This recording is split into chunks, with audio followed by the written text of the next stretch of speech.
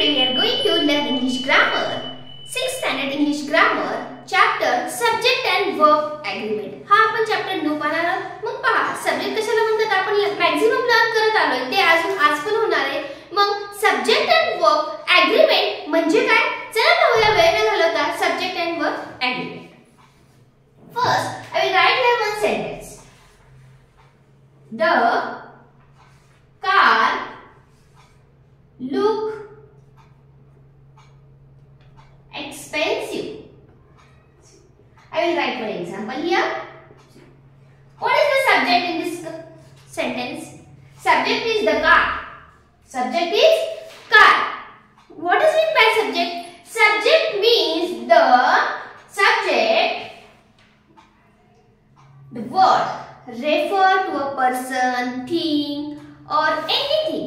Animal is called as subject. असा शब्द असतो तो काय रेफर करतो? एखादी गोष्ट पर्सन रेफर करत असेल, एखाद्या गोष्टीचं नाव रेफर करत असेल, अदरवाइज एखादी गोष्ट रेफर करत असेल, एनिमल रेफर करत असेल तरी चालतं. मग त्याला म्हणायचं सब्जेक्ट. इन मराठी सब्जेक्ट म्हणजे कर्ता. सेंटेन्स मध्ये कर्ता पाहिजे आपल्याला subject. Who look expensive? Car look expensive. Okay चला मग याला म्हणायचं सब्जेक्ट समजलं तुम्हाला. आता वर्ब कशाला म्हणायचं आपण बघितलं. ऍक्शन वर्ड असला पाहिजे तो. त्या शब्दातून कृती झालेली दिसली पाहिजे. मग हा कुठला आहे? लुक. पाहायची कृती कुठली झाली आहे? पाहायची झाली आहे. मग हा झाला लुक. हे काय झालं? वर्ब. आणि हे काय झालं? सब्जेक्ट. म्हणजे ह्या दोघांचं एग्रीमेंट म्हणजे काय हे पाहायचं आपल्याला. मग ह्या दोघांचं एग्रीमेंट झालं तर सेंटेन्स होतं. दोघांचं एग्रीमेंट झालं काय होतं? सेंटेन्स होतं. मग नेमकं काय होतं दोघात? पहा. A subject and a verb should agree with each other then get the sentence. The subject and verb both are agree with each other and to get the sentence. या दोघांचं मिळून एक व्यवस्थित अर्थपूर्ण सेंटेन्स बनतो, वाक्य बनतं. त्याला आपण काय म्हणतो? सेंटेन्स म्हणतो. म्हणजे एग्रीमेंट म्हणजे काय होतं? हे दोघं मिळतात, एकानंतर एक आले, याचा अर्थपूर्ण एक वाक्य बनतं. म्हणूनच याला म्हणायचं यांची एग्रीमेंट झालेली. जर अर्थपूर्ण वाक्य नाही बनलं तर सांगायचं दिस इज नॉट एग्रीमेंट सेंटेन्स. म्हणजे भाड्याचं एग्रीमेंट झालं नाही, मीनिंगच निघत नाहीये. म्हणून आपण त्याला म्हणायचं दिस इज नॉट एग्रीमेंट. पण इथं पहा द कार लुक एक्सपेन्सिव्ह. हो चालतंय, एग्रीमेंट झाले त्यांचं because of sentence have meaning. Sentence have proper meaning. That's why we can say that the verb and subject and verb get agree and meaningful sentences there. Okay चला मग subject सांगितलं. they refer the thing, person, animal त्याला म्हणायचं subject. Verb action word असतो, त्यातून कृती दर्शवते त्याला वर्ब म्हणायचं. चला इथं पर्यंत आले. आता बेसिक रूल पाहिजेत आपल्याला यामध्ये. सिंग्युलर सब्जेक्ट असेल तर वर्ब कसं घ्यायचं, प्लुरल सब्जेक्ट असेल तर वर्ब काय करायचं. आता हा सेंटेन्स असंच ठेवते मी लिहिते.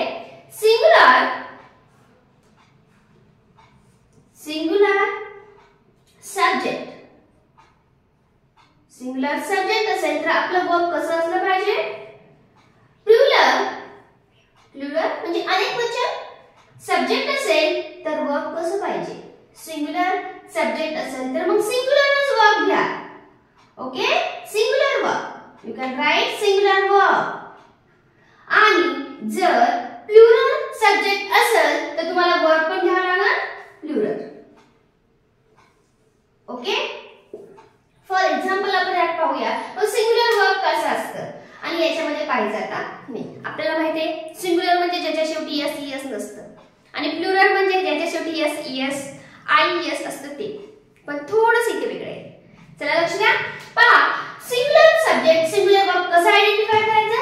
Singular subject, the singular verb have yes in the end of the sentence.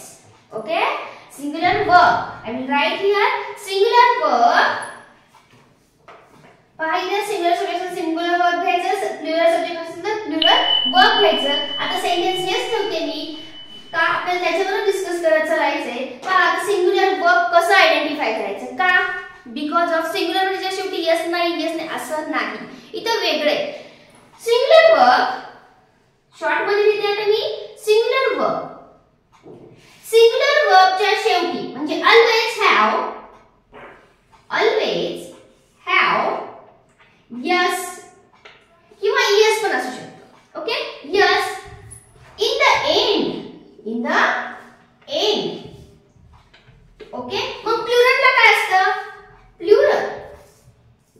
वर्बला always इथं डू नॉट हॅव काय घेणार me do not have yes in the given sentence.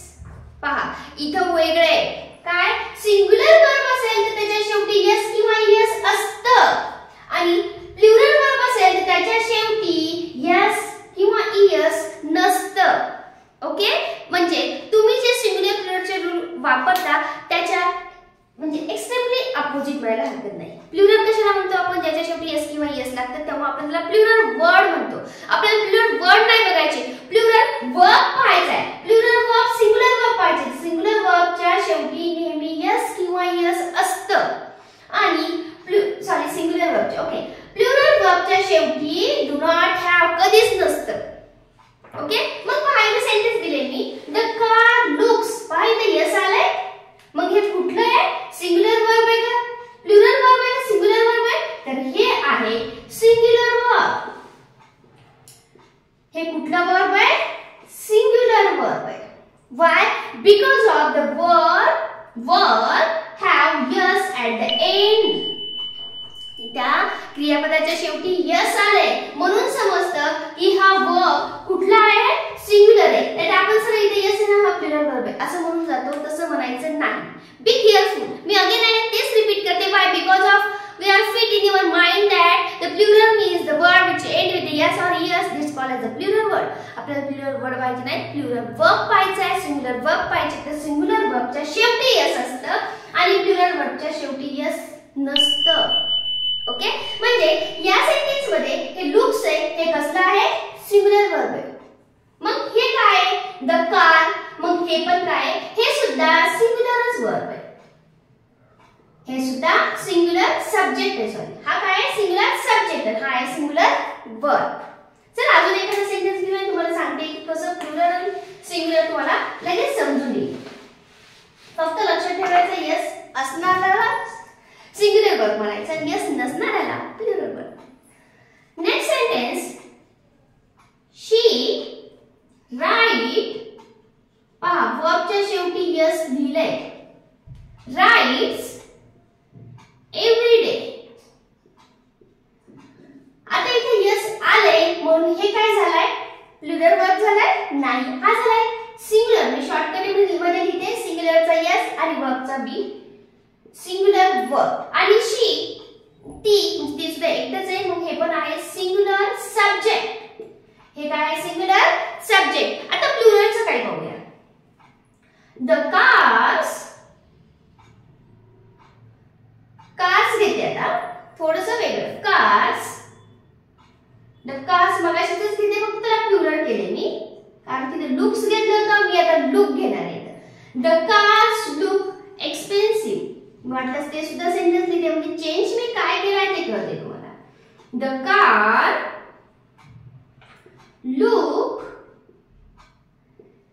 Looks expensive.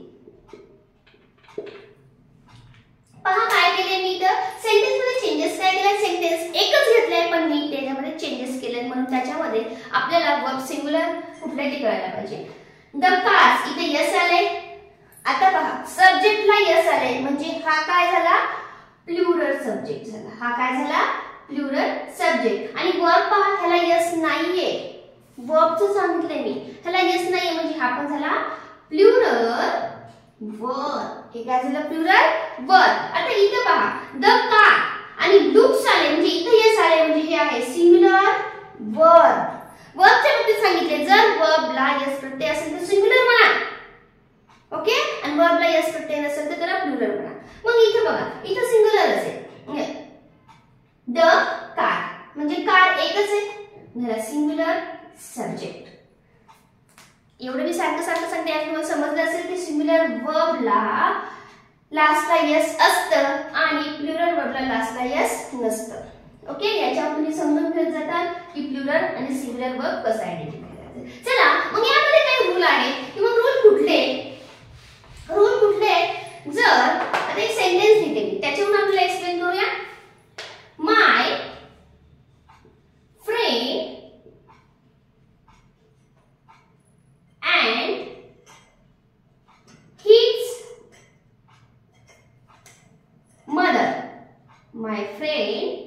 and his mother are in town. Okay, हे एक sentence आहे. यामध्ये बघा काय झालेलं आहे, यामध्ये दोन सब्जेक्ट आहेत. कुठले कुठले? माय फ्रेंड आणि हिज मदर. दोन सब्जेक्ट कशाने जोडले? अँड ने जोडले. कशाने जोडले?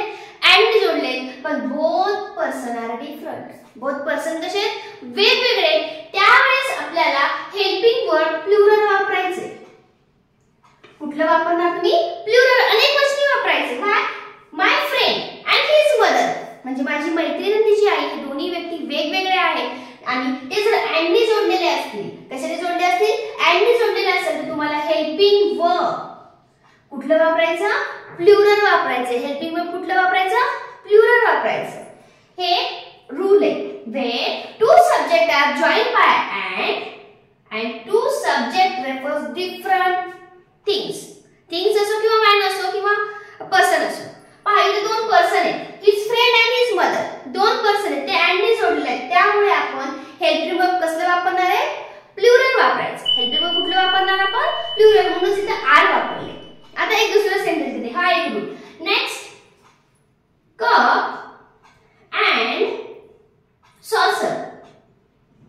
Cup and saucer is on the table. पहा आता इथं काय झालेले? कप अँड सॉसर इथे इज वापरले. इथं पण अँड नीच जोडले, पण वापरले is. Y?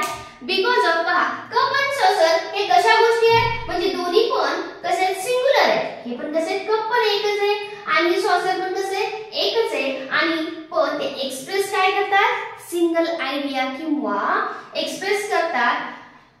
We use in a single verb. याला सिंगल वर्ब यूज करायचं. व्हाय? बिकॉज ऑफ हे सगळं एक्सप्रेस करतात. वन थिंग एक्सप्रेस, म्हणजे वन इटेम्स म्हणता येते किंवा वन आयडिया एक्सप्रेस करतात. कप आणि बशी असं म्हणतो आपण. मग त्याच बशीला हे एकच गोष्ट असते. काय असणार आहे यात? Two subject join by and with and, but they express the single items. But they express single items. Cup and बशी मध्ये एकच आयटम ते काय करते? एक्सप्रेस करते. म्हणून इथं मात्र प्लुरल न वापरता सिंग्युलर हेल्पिंग वर्ब वापरायचं. इथं प्लुरल वापरलं कारण दोन्ही गोष्टी वेगवेगळ्या होत्या.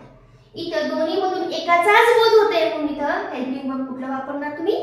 सिंग्युलर वापरायचं. हे काही रूल आहेत. अजून तुमच्याकडे 14 रूल्स आहेत. वन बाय वन आपण पाहणार आहोत. व्हिडिओ लेंदी होईल त्यामुळे मी त्याचे पाठ केले आहेत. चला ते पण पाहूयात आपण. आणि याच्यामध्ये काही डाऊट असेल कमेंटमध्ये नक्की सांगा. व्हिडिओ कसा वाटला हे सुद्धा सांगा. चला कमेंट करत चला. लाईक करायचे राहून जाते तुमच्याकडून बिकॉज ऑफ समजते किंवा व्ह्यूज जास्त असेल तरी लाईक कमी येतात त्याच्यावरून कळतंय. तर लाईक करायला विसरू नका. लाईक करून घ्या आणि व्हिडिओला शेअर आणि सबस्क्राईब करायला विसरू नका. Okay, thank you.